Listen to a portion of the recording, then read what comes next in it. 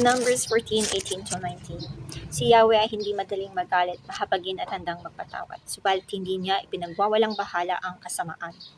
Sapagkat ang kasalanan ng magulang ay kanyang sisingilin hanggang sa ikatlo at ikaapat na salinlahi. Isinasamo ko nga, Yahweh, patawarin ninyo ang mga taong ito at patnubayan sila tulad ng inyong ginagawa mula nang sila'y ilabas nyo sa Ehipto, sapagkat kayo ay Diyos ng pag-ibig at handang magpatawad sa mga nagkasala.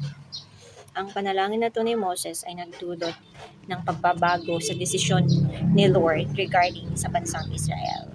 So naway kayong mga magulang na may mga anak, maintindihan niyo kung anong sinasabi ni Lord dito, na hindi niya ipagwawalang bahala ang kasamaan at pagbabayarin niya, sisingilin niya hanggang sa ikatlo at ikaapat na salinlahi ang kasalanan ng magulang. Naway kayong mga magulang ay matuto ng magbalik loob sa Diyos para imbis na parusa ang matatanggap ng mga anak ng mga apo nyo, ay biyaya na. God bless you.